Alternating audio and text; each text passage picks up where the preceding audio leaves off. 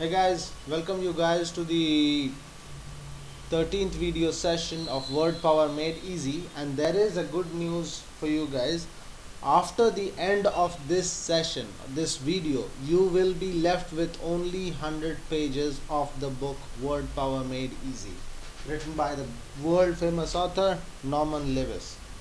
And after the end of that chapter, we will learn some of the other words and other techniques that we have missed while going through this discussion of the whole book.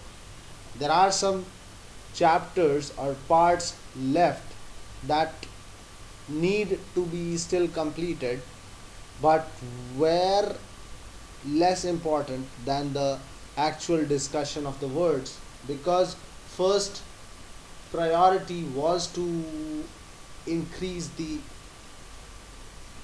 ability of people to grasp the word meanings and increase the vocabulary. So once we are done with video number 14, video number 15 and so on will come with words which have missed and some other techniques that Mr. Norman Lewis has mentioned in this book Word Power Made Easy. So you need to stay with us, because the new patterns of the State Bank PO, IBPS PO and other exams also have got inspiration from these books like Word Power Made Easy and some other books that are used for CAT examinations and international English books like the books for TOEFL, etc. So stay with us, don't go anywhere, and we will be learning together. And we are still in the process of discussion of the new book by written by SP Bakshi. So that will be gradually completed, and I will be able to concentrate on the grammar section more once this book is completed, as people were requesting that, sir, please complete the Word Power Made Easy book first. So here it is. Here's the 13th session, and after that only 100 pages will be left, and that will be the final chapter probably, and then we will move on to some other parts which we have missed. Okay, let's move on.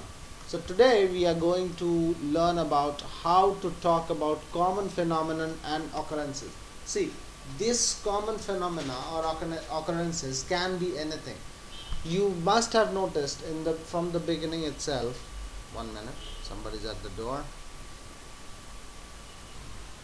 So I was saying that so far we have learned some introductory words, and in each chapter we diversified our attention to different types of words which relate to different fields, and they may or might have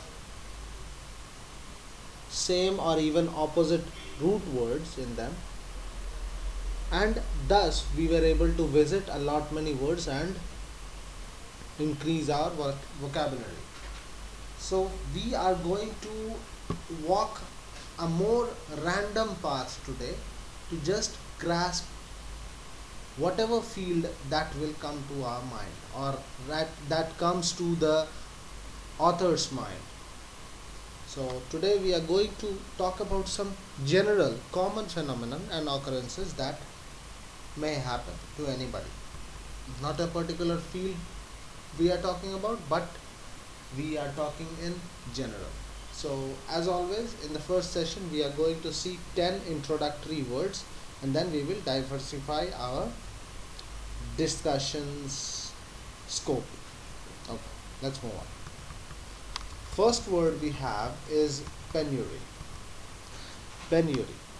Penury means extreme poverty. Extreme poverty is penury. If there is extreme need for something, if you are very poor, you are suffering from penury. It's not a disease, but the state of being moneyless. There is no money for you. So that is penury. I think so. At present, we need not discuss the word penury more because we may visit it again sometime. So let us move on to the next word, vicarious, and we are not going to discuss this even deeply because we are just having an introductory session over here. Okay, the next word is vicarious. Okay, um, understand a situation. You go to a movie. Try to understand this situation. You go to a movie and it is a very serious movie. Okay, and the protagonist, the main characters of the movie have been ill treated, very ill treated. They have been cut and hacked and beaten and they are crying, etc., etc., etc., whatever extreme cases of misery you can imagine. Okay, so do you feel or have you ever felt the same pain among within you, the same pain which the protagonist or the main characters or the leader of that movie or the character the actor is playing, are you able to feel the same emotions? In other words, in simple words, are you empathetic with that person? Yes, if the answer is yes, you are feeling the same feelings which they have vicariously. So, vicarious means to have a second hand experience of the same emotions by seeing some person in a situation. I'll give you another example. Try to remember the days when you were in the school and imagine that the best friend, your best friend, is getting beaten or punished by your teacher. Did you not feel the pain that your friend was feeling when the teacher was hitting your friend's hand with sticks? Didn't you try to flinch your own eyes or clench your own eyes? You as if the teacher was beating you, or at least you might have heard of the movie or watched the movie Laila Majnu. The teacher was beating Laila, but the teacher was hitting Majnu, but the marks, the stick marks, came to appear on the hand of Laila as well. So this is vicarious nature, or you are feeling this thing vicariously. So vicarious means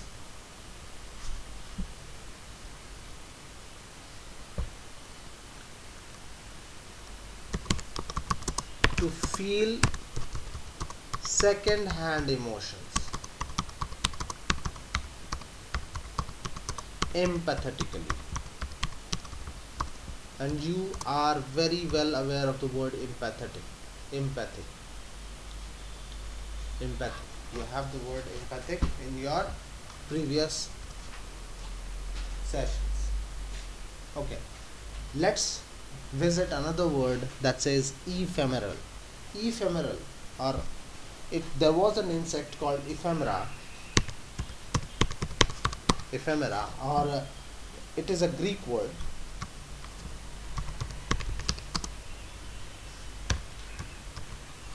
Greek word for what? Greek word for a fruit fly.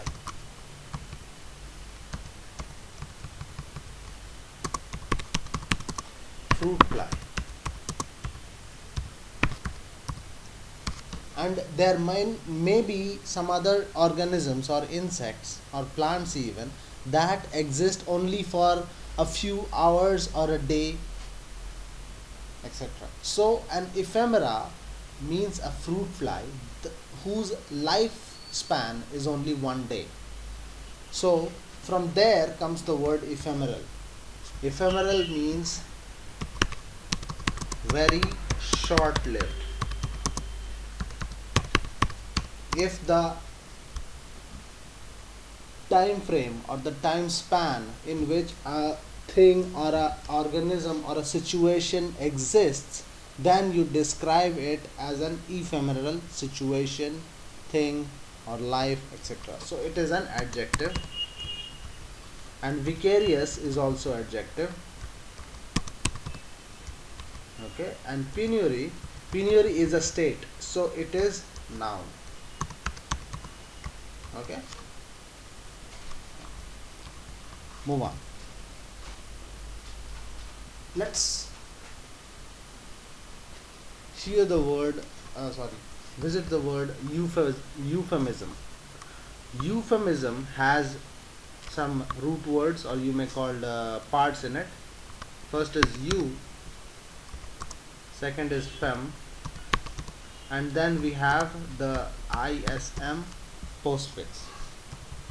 So you means eu means good. Okay, eu means good. Okay, fem means to speak. To speak about something is femi. Like in blasphemy, blast means bad and femi means to speak. If you are speaking ill of something, you are doing a blasphemy, or doing you are doing a malediction. You are speaking bad about them. So euphemism is speaking bad for them. I'm sorry. Blasphemy means speaking bad for them, and euphemism means speaking good for that person is euphemism. So you are trying to praise that person so that there is a positive effect in the surroundings regarding the person. In other words, you are trying to make your friend good in the eyes of others. Okay, same or similar meaning can be estimated for eulogy. eulogy. Eulogy. Eulogy is a speech made in someone's praise. Okay, that's eulogy. I am sorry, I must correct myself here. Euphemism is actually speaking good for someone, but that someone or something is actually very serious, and by doing a euphemism about it, you are actually trying to lessen the seriousness of that thing. For example, if you take the example of death, you might avoid the word death. Instead, you try to use the word pass away, phrase pass away, or you may say expire. Take another example. Suppose I mean to say I wish to go to the toilet, correct? But you sometimes avoid that. You say that I need to go to the restroom, or you go to the washroom, etc. Or try to replace that exact word with some other words, like I need to go to the loo, or in olden days, ladies used to say that I need to powder my nose. That's an expression. You need not go to very deep levels on the expression powder my nose. If you want, you can Google it and try to find out why it was called powder my nose. But I am not going to discuss it here because it may offend people. Okay, okay. Eulogy. What is eulogy? We have already seen. Okay.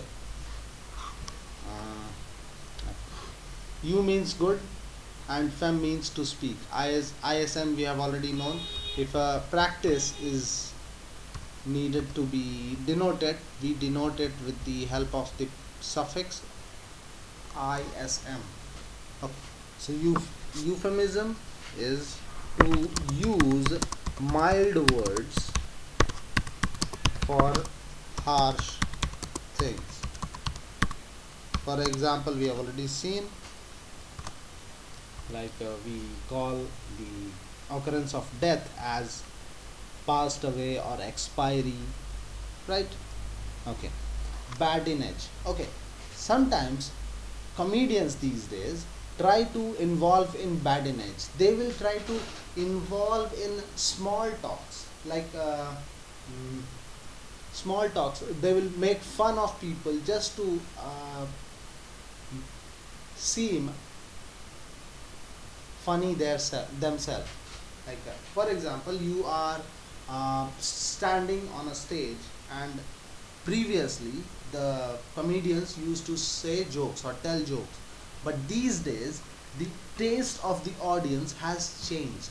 Okay, so what the comedians do these days, they pick someone from the audience itself and then try to make fun of that particular person in the audience, or they try to uh, do small talk about that person. They try to mock that person in a very funny way, so that the audience as a whole may enjoy that, and the uh, audience enjoys that.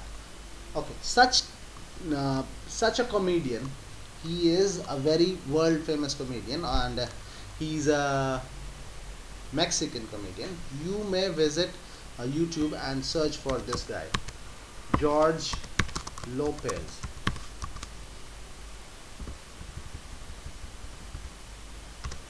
You may visit, try to find out George Lopez, and his act may be Why You Crying. He tries to make small talk so that the audience may laugh. Sometimes he makes fun of the audience, but it is very mild in nature. You need not to be very serious about it. Okay. Moving on. Badinage means small talk just to bring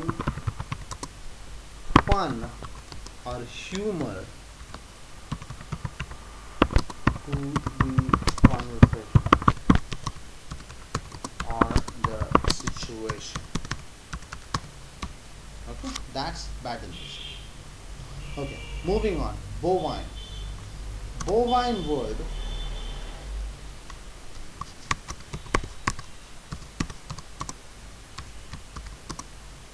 bovine. Bovine means like a cow.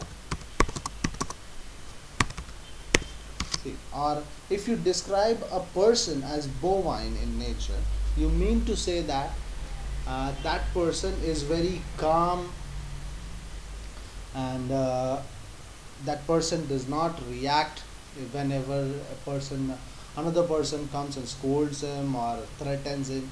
He is just neutral. That guy is just neutral, as if that guy is a vegetable. It does not react at anything. So is so calm and stoic. Calm and stoic. Remember the word stoic? We just discussed in the previous session. Calm and stoic, and you may say indifferent,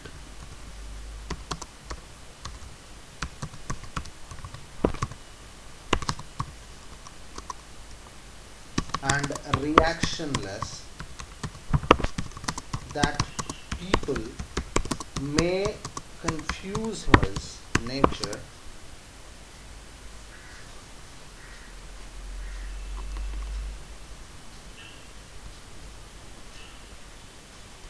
people may confuse his nature or confuse him or her with a vegetable. You understand what's a vegetable? A vegetable is that stays there. It does not move on its own. It does not react on its own. It does not do anything. Just lives and dies. That's it. That's a bovine. What does? Have you seen a cow? Everybody has seen a cow. What does it do? All the time it is just eating and eating and eating, standing at a place. If you hit that cow, it will move maybe 1 meter away and then stand again. It does not run away like a horse, right? Bovine person. Bovine. Okay. Nostalgia. Okay, nostalgia. Here comes another reason why I should apologize to you. See, nostalgia in the previous sessions while we were going through, we came across the word nostalgia. In that time, at that time, we studied that the word nostos means to, nostos means nest or home, right? But actually, nost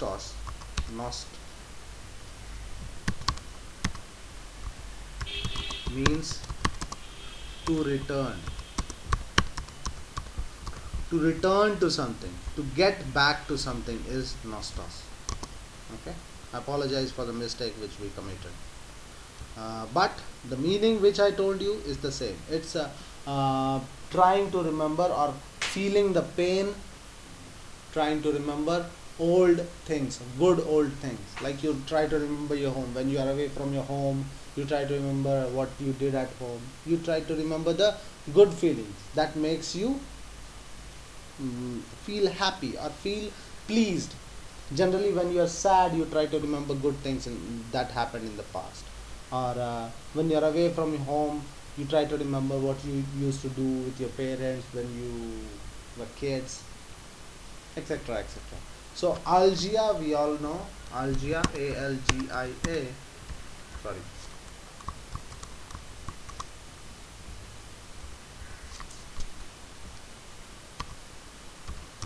Algia means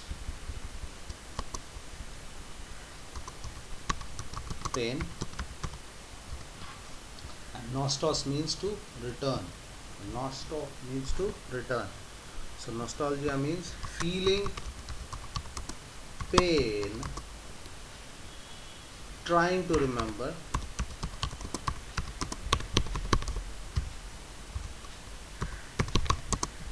past events, generally at the time when you are sad. You are sad at present, but you try to remember good feelings or good events that took place in your life. That is nostalgia. And why does the pain occur? Because you cannot go to that place, you cannot go to that state right now, so you are feeling an algia, you are feeling that pain. Okay, we have come up across a word in most probably the previous session, like retrospect.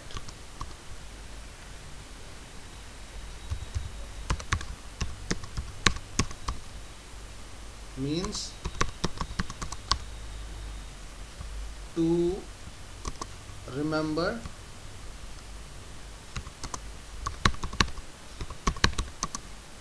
things or events happened in the past. So nostalgia and retrospectance can be considered the same. Okay, cacophonous. Okay, so remember we had learned this word during the first sessions. Cacophonous. So kakos, Kakos, means ugly, and phone means sound, right? So cacophonous, it is an adjective.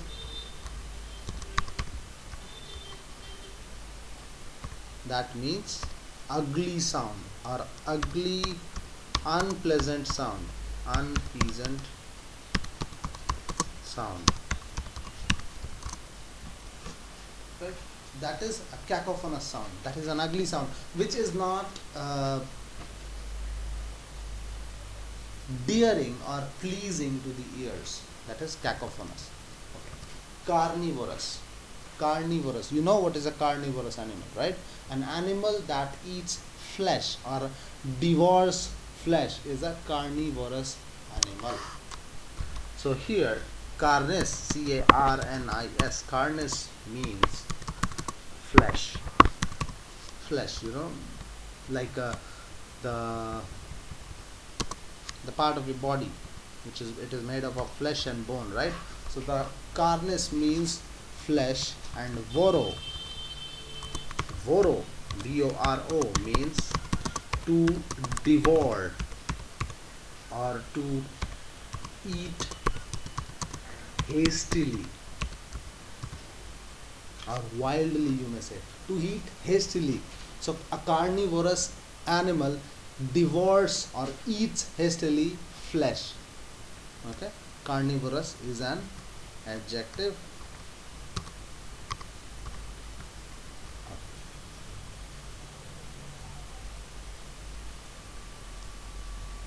Another word, clandestine.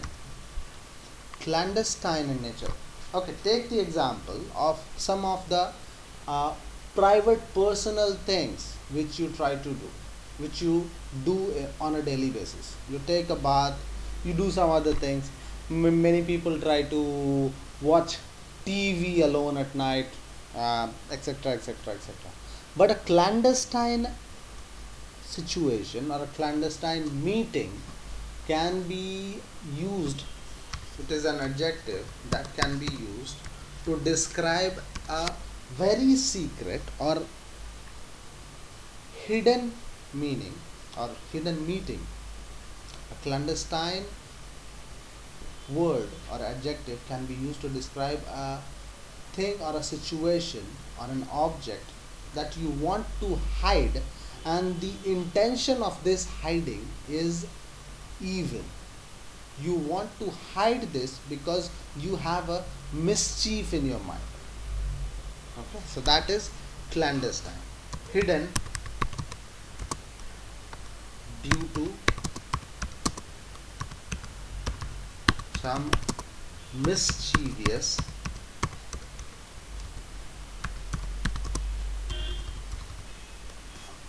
mischievous, I'm not sure of the spelling, mischief, mischievous, right, some mischievous intention or evil intention. So that is a clandestine situation. You have some clandestine meetings, etc. Okay, we have already seen penury. Penury means extreme poverty, right? And it has come from the word penure. Penure means extreme need. Extreme neediness is called penure. Okay, and it is the root word, and from that comes the noun penury. Okay. Adjective will be penurious, penurious. Penurious will be adjective of that. If a penurious person is that, see, penurious is a very confusing word. The word adjective penurious is actually very confusing. Penury means poverty. Okay, so penurious can mean or may mean poverty. Penurious means either it may mean poor or pretending to be poor. How can you be pretending to be poor? By spending less, by becoming a miser. By becoming a miser. What is a miser? A miser spends very less. Why? By being sorry, or by being parsimonious. Parsimonious. Remember the word parsimonious. A parsimonious person is a person who spends very less. He is a miser. We have learned the word parsimonious. We have already learned the word parsimonious means a miser or spending sparingly. That's a miser. Okay. Indigence. Indigence is another word or extreme poverty for penury. It is another synonym for penury.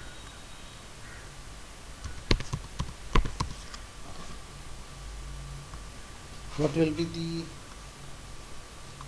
indigence is noun. Okay. What will be the adjective? Indigent.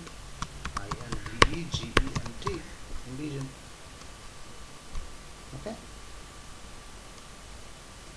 It will be adjective.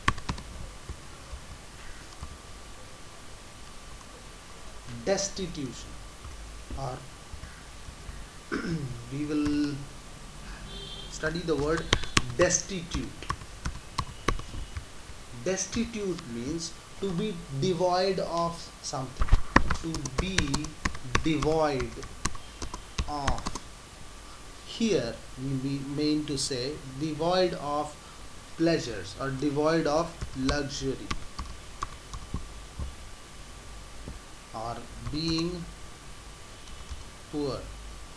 You may say these all are synonyms. Penury, destitution, it will be the noun form. Destitution is the noun form of destitute, and destitute means to be devoid of luxury. Destitute is an adjective. See, whenever you see a word, try to find out other words, or suppose you come across a verb, try to find out an adjective or a noun, because you might have to use, or you may have to use different forms of the same verb in your sentences while you may write some essays in SSC CGL Tier 3 examination, right? Okay.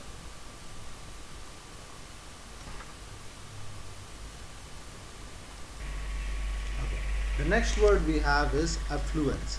Affluence means AF here. F means out, and fluence comes from the word flew or flow, you may say. Flow or fly, whatever. Flew means flow, correct? Like you flow something. So affluence means flowing out of something, or affluence is the opposite of penury, means having extra or having surplus, or you may say being wealthy. So affluence is noun, which means being wealthy. If a person is affluent, he is wealthy. So we just came across the word affluence, and we will know the noun form of it as well. Oh, sorry, noun is we have already known, so we have to write the adjective of it will be affluent. Okay, it will be the adjective form.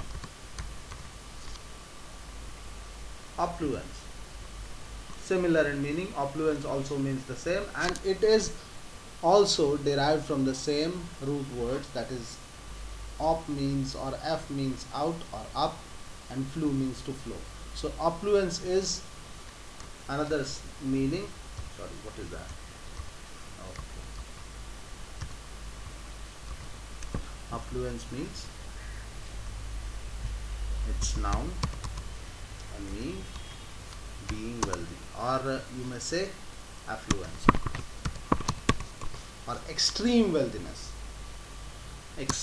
Affluence to the excess. So these are not exactly the same meanings, but they are synonyms. If a person is penurious, if a person is suffering with penury, that is extreme poverty. And if you go a little milder than that, we are parsimonious or indigence.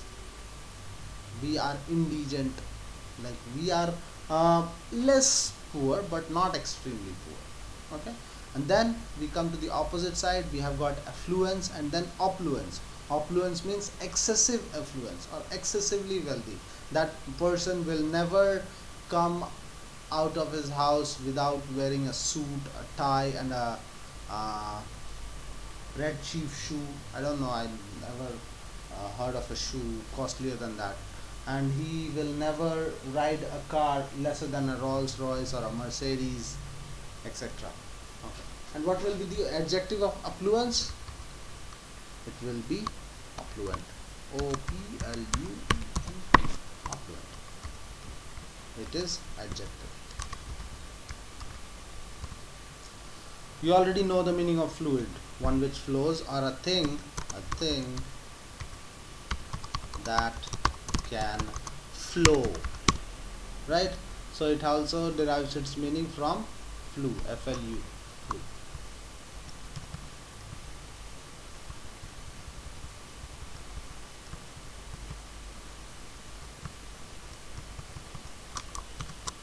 Okay, come on.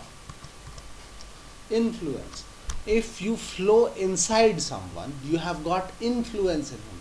You already know the meaning of influence. If you have influence on somebody, you actually have effect on that person. You have your own effect on that person. So in other words, you flow inside him, or your power flows into him. So in is means in, and fluence means to flow. So influence means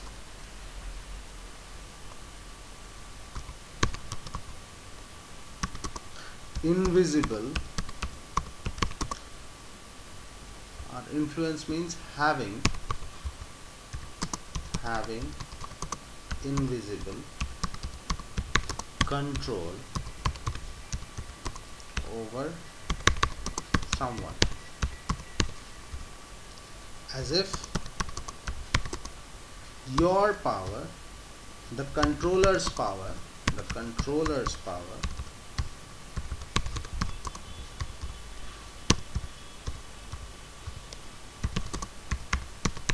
flows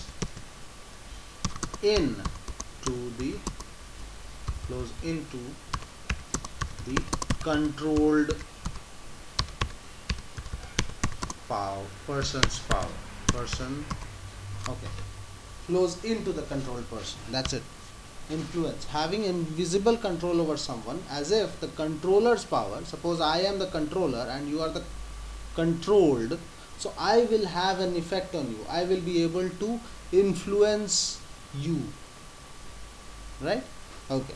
So confluence, for example, the confluence of Ganga, Yamuna and Saraswati is Allahabad, right? So confluence means, you already know the meaning of the root word con. Con means together, con means with, right? And fluence means to flow, flew means to flow.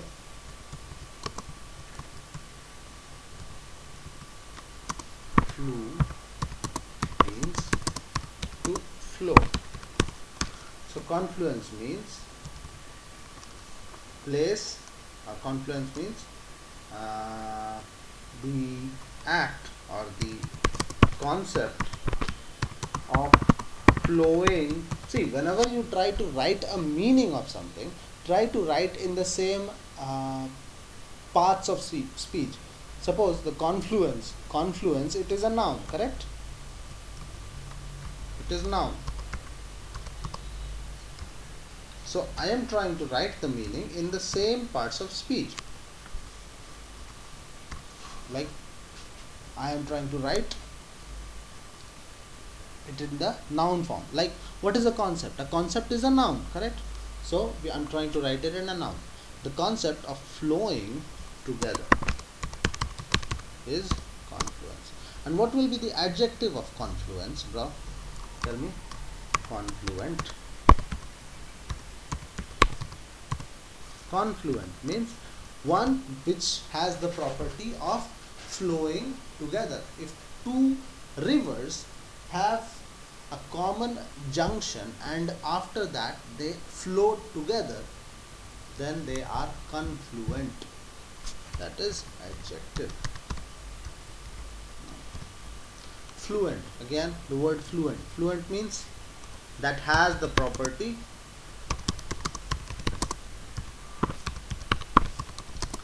to flow.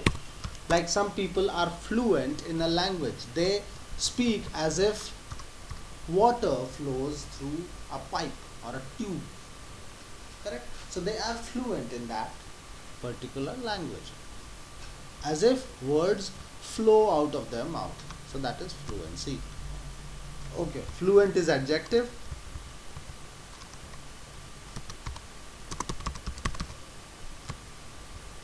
Fluent is adjective. What will be the noun form? Fluency.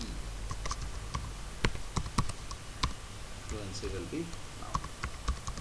Okay, no issues. Moving on. Vicarious we have already seen. Feeling. Second hand emotions.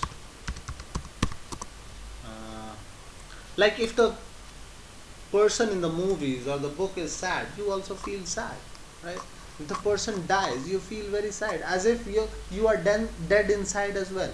You must have seen the movie Tare Zameen Par. And how many of you, tell me very frankly, how many of you cried at the end of that movie, Tare Zameen Par? I did, my friends did. Feeling second hand emotions.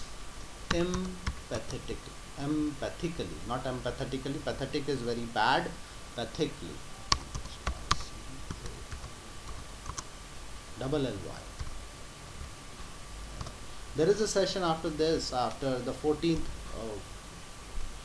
video.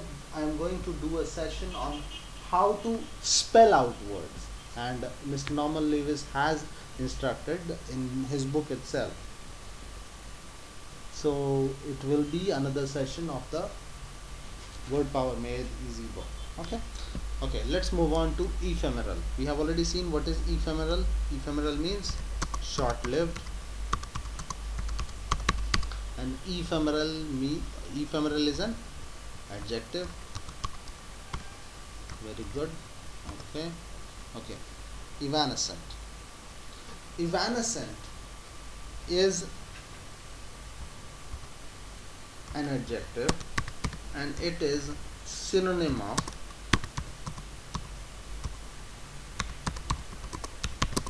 ephemeral. That is, it is short-lived.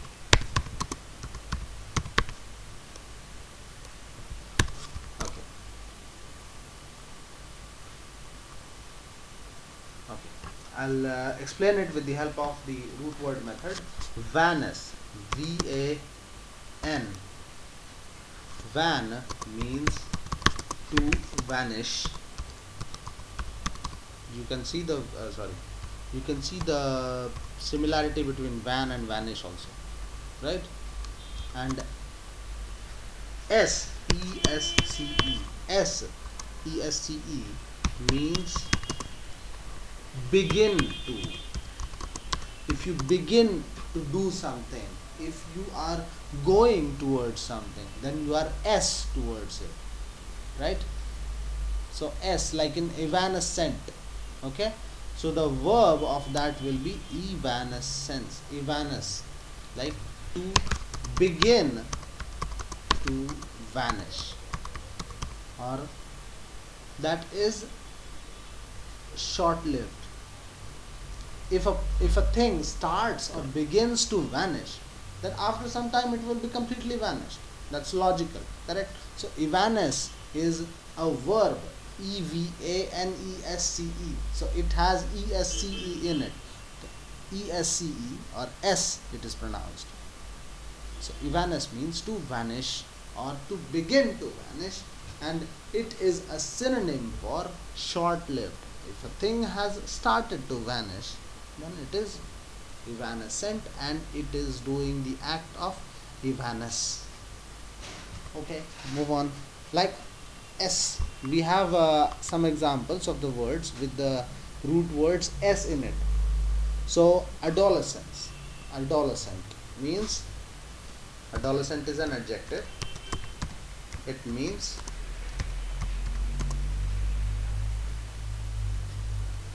beginning to become an adult. You know what is an adolescent age? When you are not a completely adult, but you cannot be considered a child as well. So you are adolescent that time. Like the age of 16 to 18 can be considered as adolescent. Adolescent. If you are offended by including 18 years old, then okay, no problem. Okay, 13 to 16. That's fine. Adolescent age. Okay. Beginning to become an adult, but not completely adult, as well as not completely a child. So you are becoming an adult, but not have become. Okay. Convalescence. Convalescence. See, the convalesce has two root words in it. You may say three root words in it. One is con, other one is valor, VAL OUR. You have the word valor in it, or which means strength, or be strong, become strong.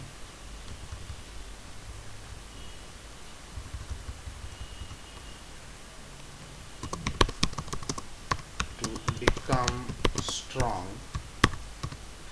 So see, it has Greek as well as Latin origin. So they are used in different forms in Greek as well as Latin. So I am just writing val over here. If you want to know the exact form of that word in Greek or Latin, that's up to you. You can very well Google, or if you have the book, you can consider it. But I'm not trying to make the things complicated by confusing you between Latin and French or Greek. So that is why I have just written valles. So val means to become strong, okay, and con you means no. What is con? Con means with, and SESCE means begin to. So if you look at the word convalesce, it means to become or to begin to become with strength. To begin, that is S, to become, or to become with strength. Okay, one more time. Convalescence means to S or begin to become with strength. With means con, and val means become strong, and S means to begin to. Correct? So we have got ourselves a sentence in a word. Or in other words, convalesce means to recover from illness. Okay, now I think you have got the clear sense of the word convalesce. And convalesce is a verb. We have already seen ESCE means verb. Okay, what will be the adjective of convalesce? Adjective of convalesce, it will be convalescent. Will be adjective. CONVALESCENT, convalescent. Okay, just like in adolescent. Okay, putrescent. Putri, or you have heard of this word, putrefied. Not putrefied, that's petrified. Putrefaction, it is already there. Putrefaction. What is putrefaction? If you are from a biological background, or everybody is from a biological background, if you are a student of biology, or you are a student of chemistry, you must have come across this word, putrefaction. Putrefaction, Putrefication.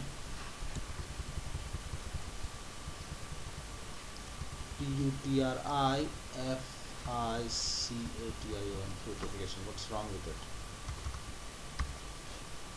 What is putrefaction? No, man, putrefaction is a word. They are suggesting me purification. No, I mean to say putrefaction.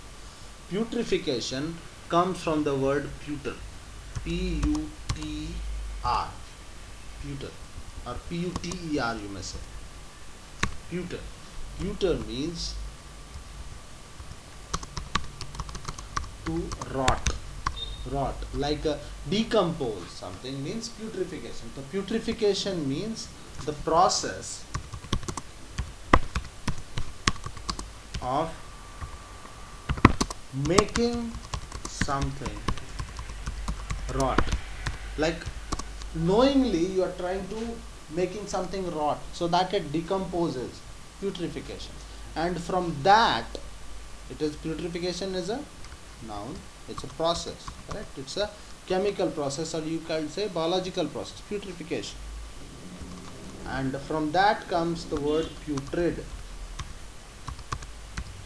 Putrid is an adjective, and it means rotten. Rotten, like it rots, सड़ गया है. It is decomposed. And the sometimes this putrid adjective is used for some smells, like we are getting a putrid smell.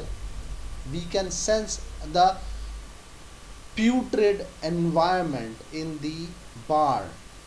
Okay, you can well let your imaginations flow and try to make sentences. Then only you will be able to implement these words in your sentences and your expressions. Okay, so what is putrescent? It is also adjective. Putrescent is adjective, and it means beginning to rot. And it comes from puter. Where is puter? P-U-T-E-R, puter. Puter means to rot. Okay, puter means to rot. Correct. Okay, putrescent we have already seen, so no need to see it again. E-S-E, putress means begin to rot.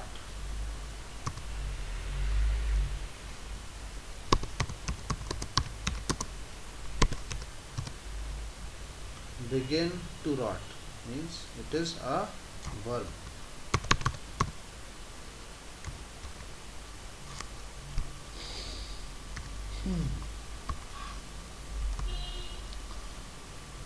Okay, obsolescent.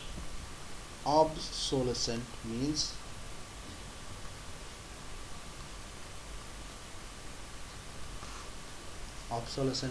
it is a adjective. Okay, obsolescent means adjective. And begin to become obsolete. You know what is obsolete? Obsolete means to be out of fashion, or even become so rare that you cannot find it anywhere, even if you try very hard. Obsolescent means it is an adjective to describe anything that is so rare, or it may even not exist now. It might have existed in the past, but at present we cannot find it. For example, dinosaurs are extinct, or you may say obsolete, or some of the words in English are obsolete, that are not used anymore. Begin to become obsolete means it is an adjective, that means beginning to become obsolescent. Okay. And what will be the verb form of this? Obsolescent. O-B-S-O-L-E-S-C-E. Obsolescent means it is a verb.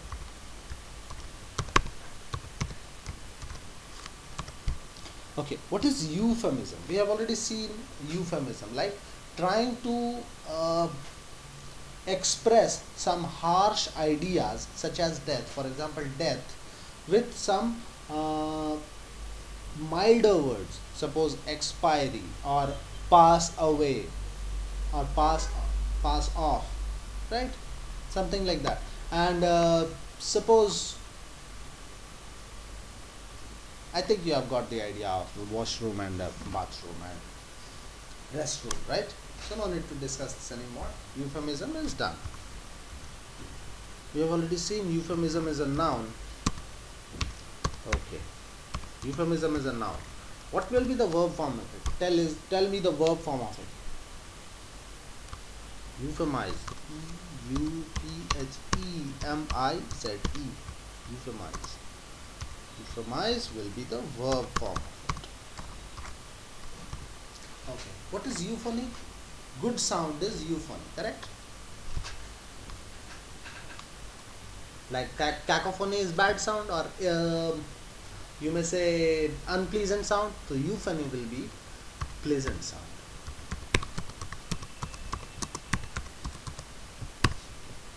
For example, music is pleasant to the ear.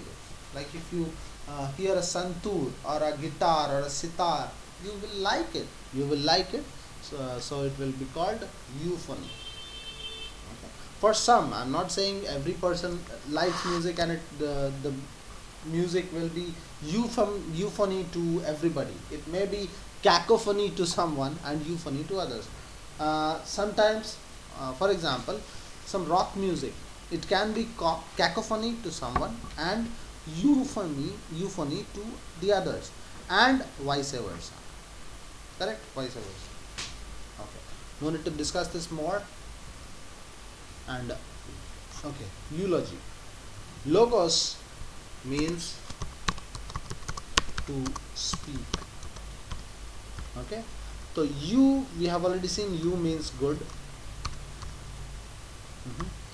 And eulogy means speaking good about someone, is eulogizing. So eulogy is a noun.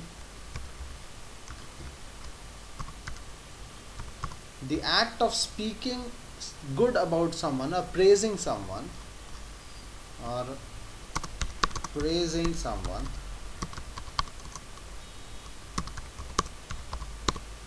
is eulogy. And logos, it comes from the root word logos, which means to speak. And you have already seen loquor, right? Loquor. Loquor. It also means to speak. So you may choose your own word or root word. Both will be the same word. It will be logy. Do not confuse this logy with the study of something like in biology. Okay. This logy means, like in eulogy, is from logos, which means to speak, not from study. Okay. Okay. What will be the verb form of it? Tell me the verb forms first of all. Eulogize.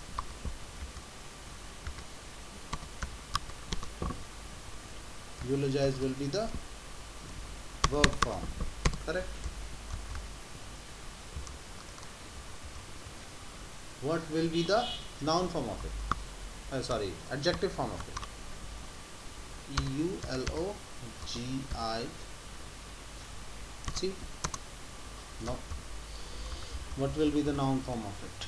Adjective form of it. Will it be eulogical? eulogical?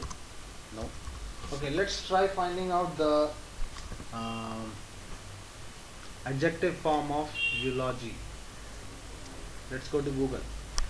Adjective form of eulogy.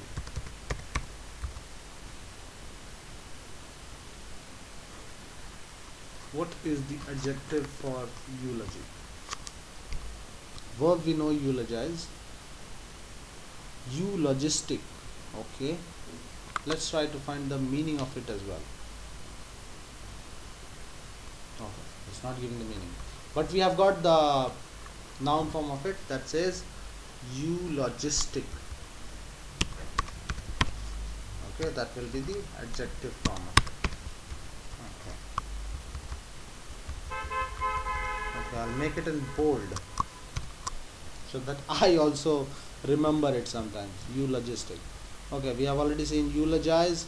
Okay, what is philology? Philology means study of languages. You remember why it is called study of languages? Phil means love, correct? And logy means, logy comes from logos. Logos means to speak. So love of speaking or tongue, tongue, tongue. So love about tongue, love for different languages or study of different languages is philology. Okay. What is a monologue? Monologue means a single person's dialogue.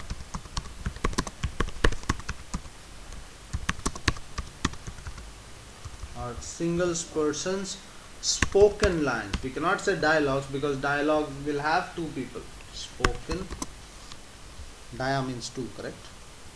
Or single person's spoken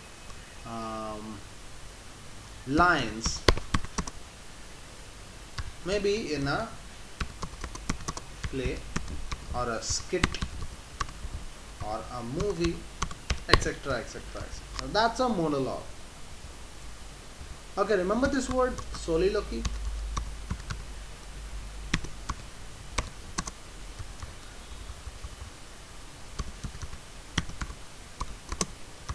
soliloquy, soliloquy means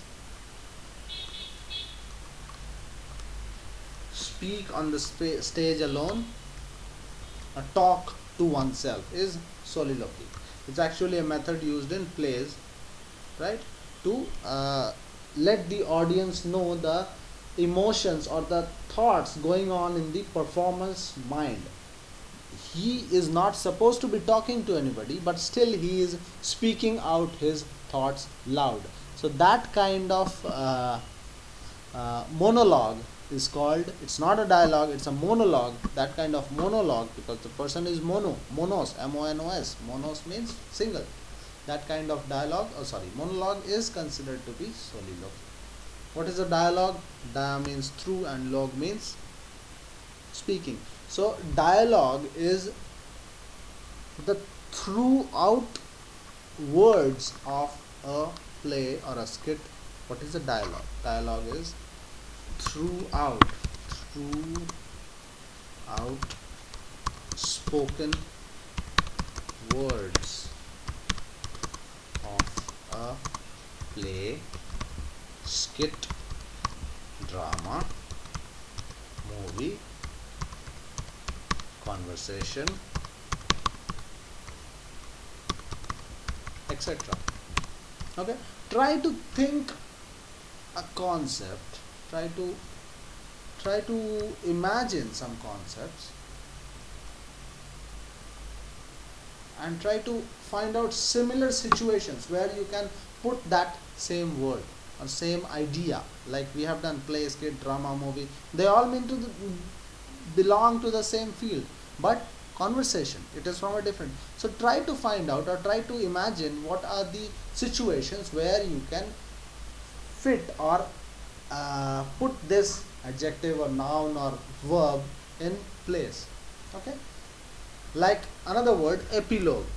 Epilogue, see, epilogue means what? Epi means upper, log means, again, log means to speak. So upper log, or you may say a summary. So you are giving an upper idea about the thing, you are giving an overall idea, by introduction,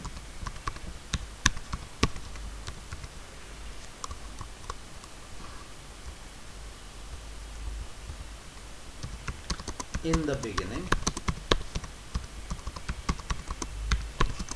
or it will be epilogue is overall idea by introduction in the beginning, or conclusion or summary in the end. Remember the word epitome. Remember this word epitome. What is an epitome? Epitome is a short version of a book, or a short version, or an abridged version, ABRIDGED version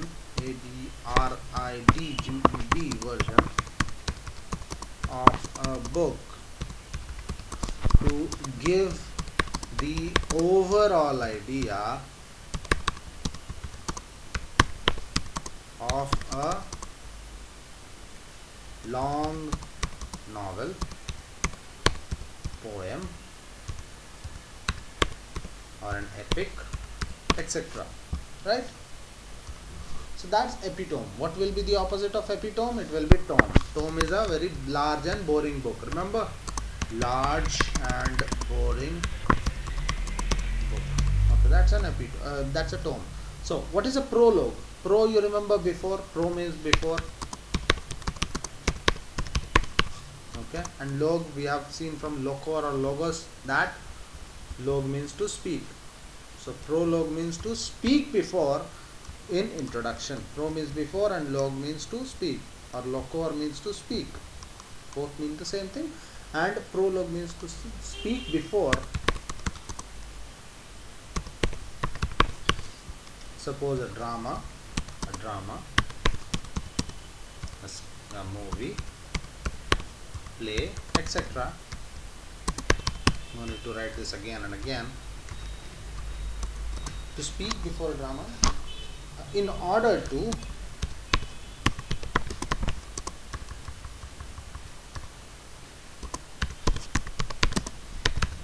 introduce, in order to do the introduction, for the purpose of introduction.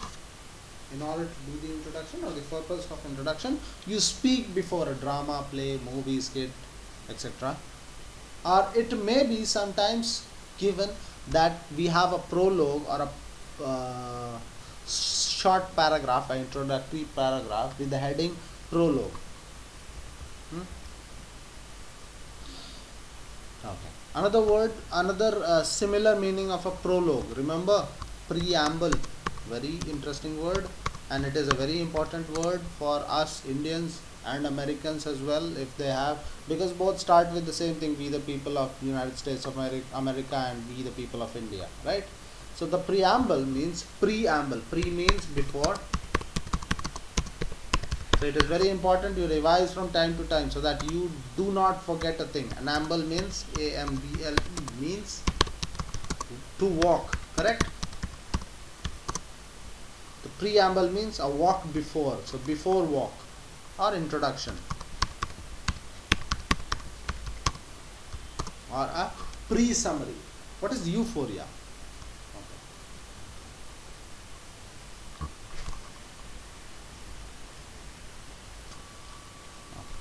What is euphoria? Euphoria is the state of extreme pleasure, right?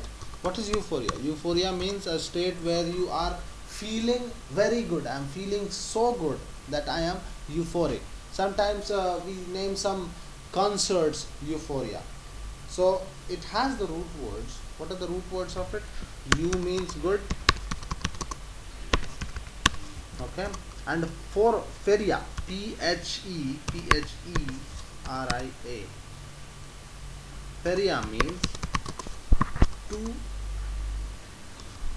bear, or to carry.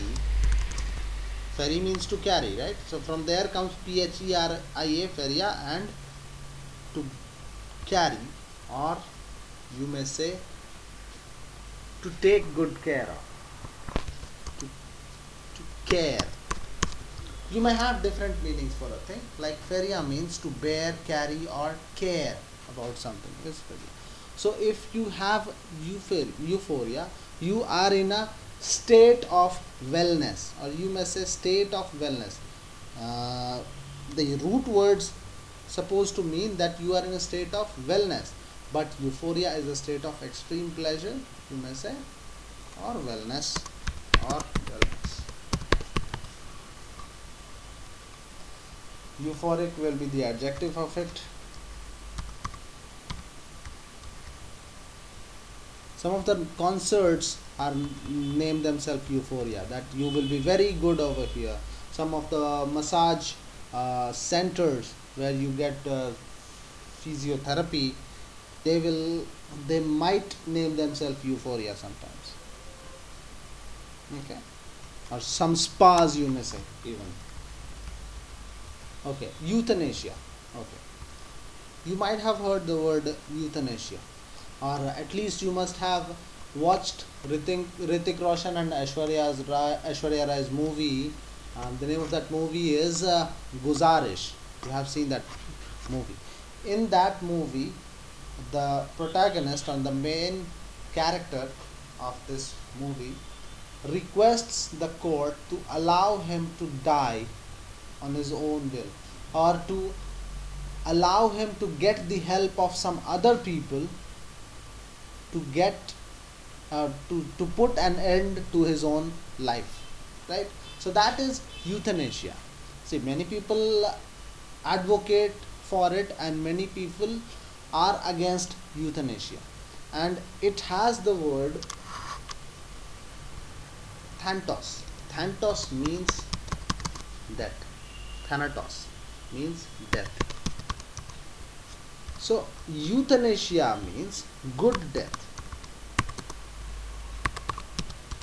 or peaceful death, or death that provides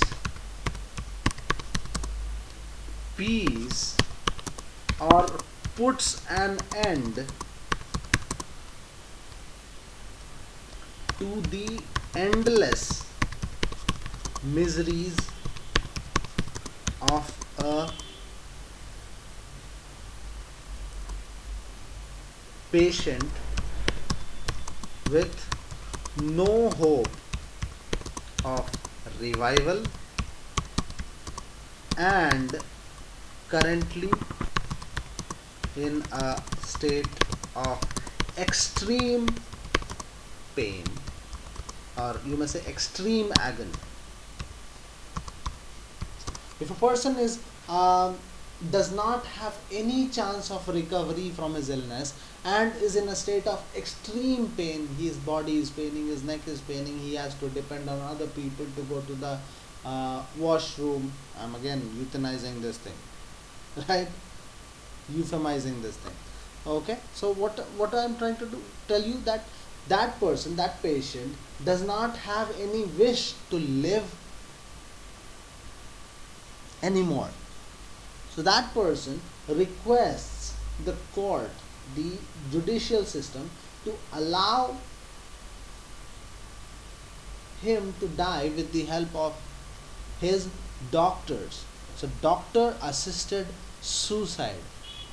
Uh, there was a doctor in America. I can't remember the name. Yeah, the name of the doctor is Jack Kevorkian. He actually died, and he was a doctor who used to assist, or who used to promote euthanasia.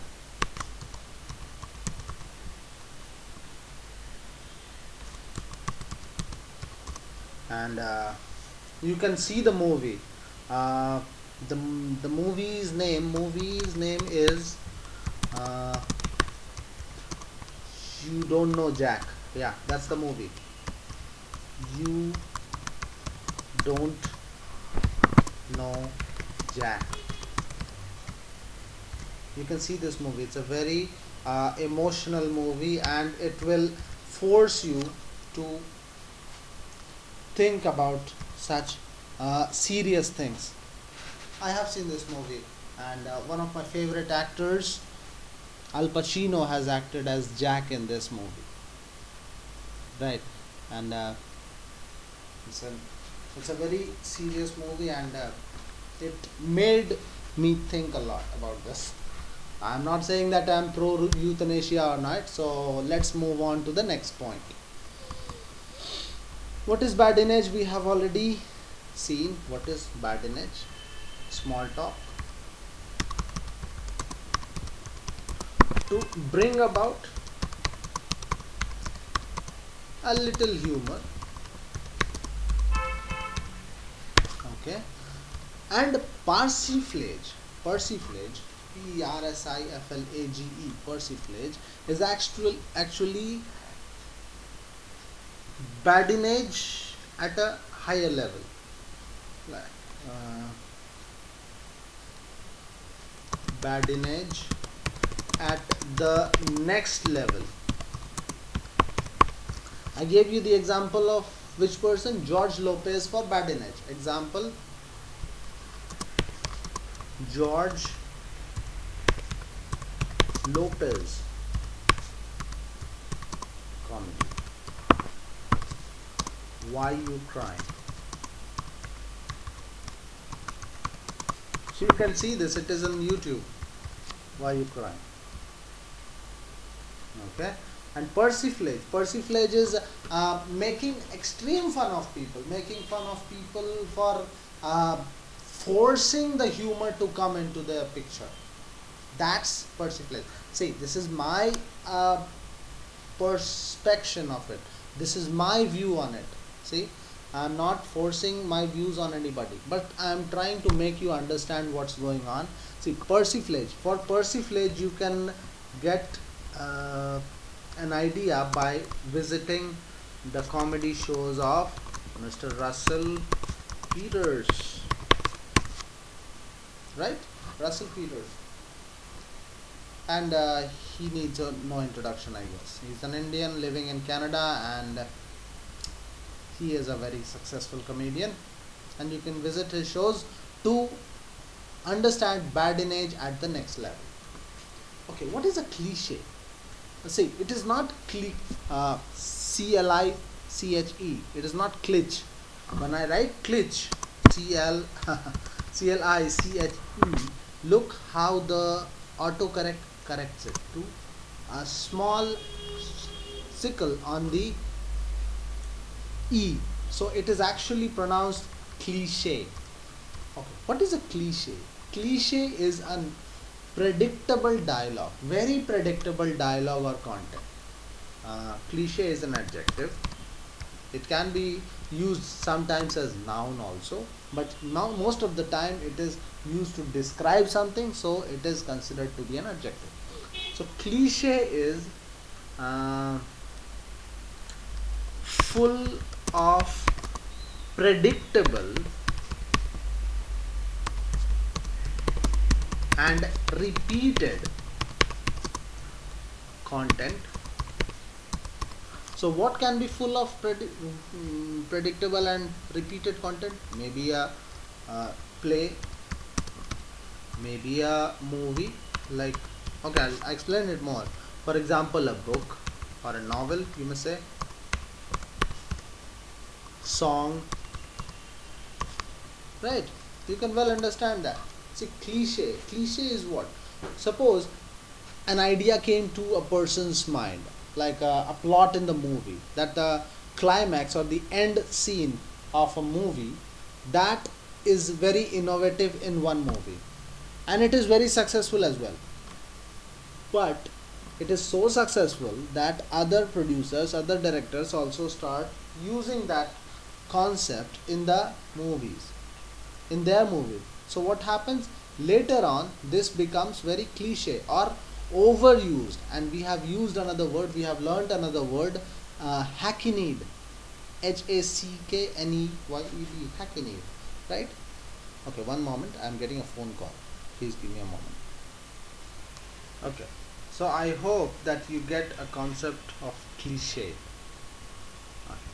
Another word that may be described as a synonym for cliche is bromide. Cliche is generally used for literary works. Cliche is generally used for literary works. Suppose plays, movies, etc. Okay. Bromide can be used for normal people, like it can be an adjective used for describing a person or an idea. Bromide is an adjective and it is synonym of cliche. Suppose a person, suppose your grandfather or grandmother or my uncle or my aunt or my grandfather starts to advise me. I go to him for an advice, and in order to advise me, he starts giving out some very old and what do you call it, overused and cliche sayings like all is well, you will have to deal with patience, patience always wins, etc., etc., etc., right? So you know that he has used these things before, so that's not very innovative of him, but still he has to say something, so he is saying something. So that's cliche or that's bromide, right? Or platitude. Okay, another word, platitude. Platitude means flatness of expression, flatness or simplicity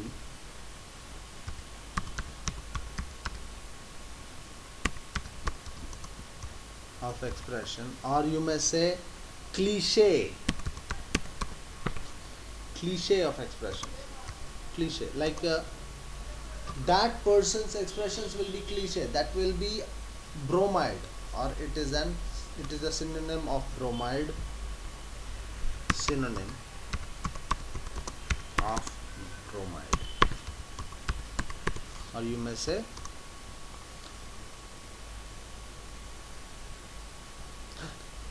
like platitude will be adjective, sorry, it will be noun. So what will be the adjective form of it? Platitudinous, right? So flatness, simplicity or cliche of expression or ideas is platitude. Platis means flat. Flat as in not the flat which you live in. Flat means not with any curvature, it is just flat like a tabletop. That's platis. For example, a plateau, plate, platter, it all comes from platis, which means flat. So plate and platter, you know what are these things? These are small flat containers, right? No need to explain this. Platter means small plate. Okay, and it comes from the root word platis. Okay, P-L-A-T-Y-S. Okay, another word. Do you remember pus? P-U-S, pus. The root word pus. Like in octopus, we had the root word pus. It meant foot. Like an octopus had 8 foot. And there is another word. There is another animal that is a mammal but gives eggs, but lays eggs. Platypus. You remember? Platypus. It is a mammal which has got beaks like a duck and flat foot like a duck. So it is called platypus. It means actually, the word actually means flat footed. Platypus. It is an animal, a mammal with duck beak and flat foot and lays eggs. So this is a mammal which is oviparous, not viviparous. It is an oviparous mammal. That's quite weird. Most mammals are, all mammals are viviparous. That is, they give young, they give birth to live young. Platypus is oviparous. Okay, another word, anodyne.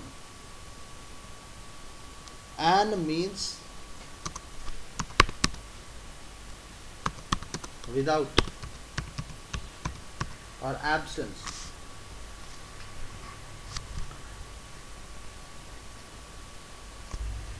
And odin means pain. So an anodyne,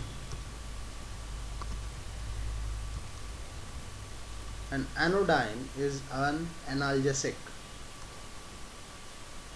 or an anodyne is anything that relieves you of pain, or that makes you without pain, right? That relieves, something that relieves you of your pain. And the word analgesic, okay, let's have a look at the word analgesic. analgesic, analgesic. What is analgesic? It has two root words, an,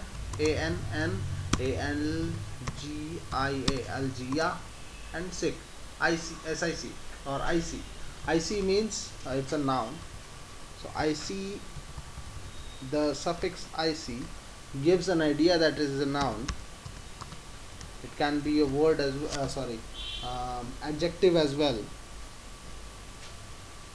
An analgesic is a drug that relieves you of your pain, but does not treat anything. It just relieves you of your pain. And anodyne also does the same thing.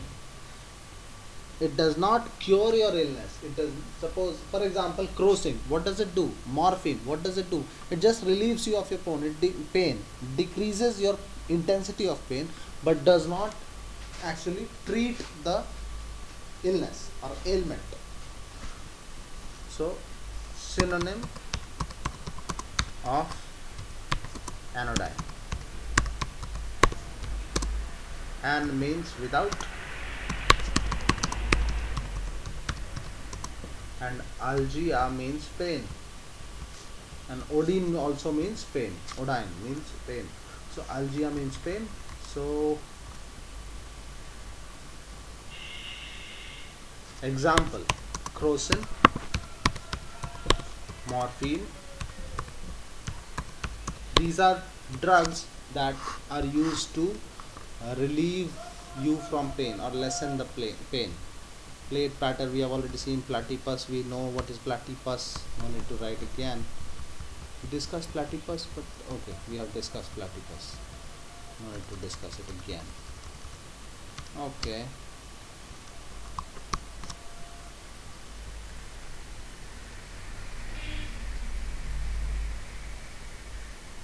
see, what I will do is I'll pause the video here and upload this video.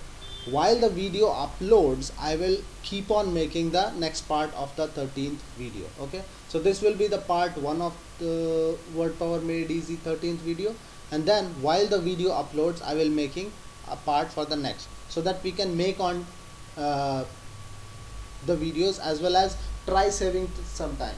The exams are coming, your exams are coming, I understand, so that we can make this quicker. Let's pause this video here. The rest of the part will be coming soon.